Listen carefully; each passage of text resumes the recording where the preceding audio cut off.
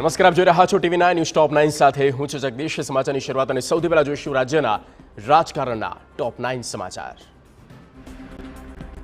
પ્રદેશ ભાજપ પ્રમુખ CR પાટીલની ટકોર બાદ સાબરકાંઠામાં બીજા દિવસે વિરોધ જોવા મળ્યો। સાબરકાંઠા બેઠક પર ભાજપાના ઉમેદવારને લઈને વિરોધ। કાર્યકરોએ લોકસભા બેઠકના સંયોજક અને ક્લસ્ટર ઇન્ચાર્જ સમક્ષ રજૂઆત કરી અને સૂત્રોચ્ચાર કરી કૌશલ્યા કુંવરબાને ટિકિટ આપવાની માંગ કરી।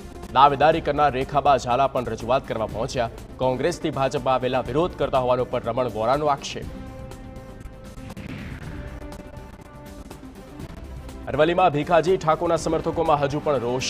ભિલોડામાં ભીખાજીના સમર્થકો અને કાર્યકરોએ વિરોધ પ્રદર્શન કર્યું। સમર્થકોએ શામળાજી ઈડર હાઈવે ચક્કાજામ કર્યો। ભીખાજી ઠાકોરના સમર્થકોએ નવા ઉમેદવાર સામે વિરોધ નોંધાવ્યો। મહેસાણામાં વિજાપુર પેટા ચૂંટણીના ઉમેદવારની જાહેરાતથી ભાજપમાં ભડકો। કોંગ્રેસમાંથી આવેલા CJ ચાવડાને ટિકિટ અપાતા કાર્યકરોમાં નારાજગી જોવા મળી। વિરોધમાં કુકરવાડાના પૂર્વ તાલુકા પંચાયત પ્રમુખ ગોવિંદ પટેલે રાજીનામું આપ્યું। ભાજપના કાર્યકર્તાઓને બદલે આયાતીને ટિકિટ આપતા રોષ। હજુ ભાજપમાંથી વધુ રાજીનામા પડે તેવી સંભાવના। રાજકોટ જિલ્લા ધોરાજીમાં પોસ્ટર વિવાદ મુદ્દે હવે ચૂંટણી પંચમાં ફરિયાદ દાખલ। ભાજપ આગેવાનોએ ચૂંટણી પંચ અને ડેપ્યુટી કલેક્ટરને ફરિયાદ કરી। ગઈકાલે મનસુખ માંડવિયા અને લલિત વસોયાના ફોટા સાથે પોસ્ટર્સ લાગ્યા હતા, જેમાં મનસુખ માંડવિયાને ગણાવવામાં આવ્યા હતા આયાતી ઉમેદવાર। ચૂંટણી પ્રક્રિયામાં અડચણ ઊભી કરનાર સામે કાર્યવાહી કરવા ભાજપની માંગ। માંડવિયા વિરુદ્ધ પોસ્ટર લગાવનાર સામે કડક પગલાં લેવાની પણ માંગ।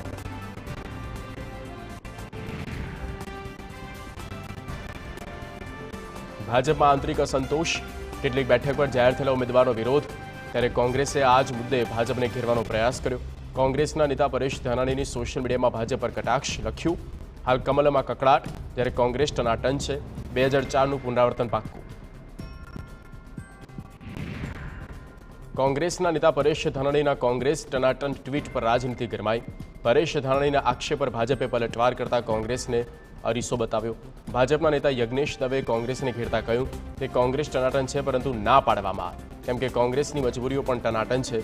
ભાજપે ચૂંટણી લડવાની ના પાડનારા કોંગ્રેસ નેતાઓ નિશાન સાધતા કહ્યું કે કોંગ્રેસના મોટા નેતાઓએ લોકસભા ચૂંટણી લડવાની ના પાડી। એ જ દર્શાવે છે કે કોંગ્રેસના નેતાઓ ના પાડવામાં ટનાટન છે। ભાજપે ભાવનગર અને ભરૂચની સીટ આપને આપવા પર પણ પ્રહાર કર્યા। પાટણમાં ટકાવારીના આરોપ મુદ્દે ભાજપના સાંસદ ભરતસિંહ ડાભીએ લાંબ લીધા વિના પૂર્વ સાંસદ અને ધારાસભ્ય પર નિશાન સાધ્યું। તો મેં કોઈપણ વ્યક્તિ પાસે ટકાવારી નથી માંગી।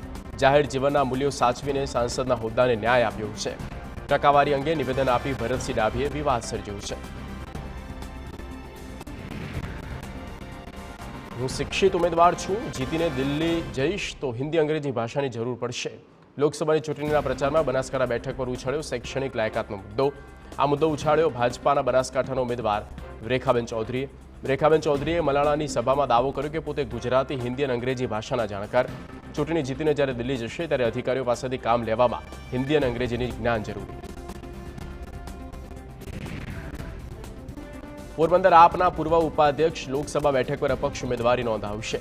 કોંગ્રેસમાંથી પેટા ચૂંટણી નહીં લડવાનો નાથા ઓડેદરાનો નિર્ણય। કોંગ્રેસમાંથી પેટા ચૂંટણી લડવા ટિકિટ માંગી હતી।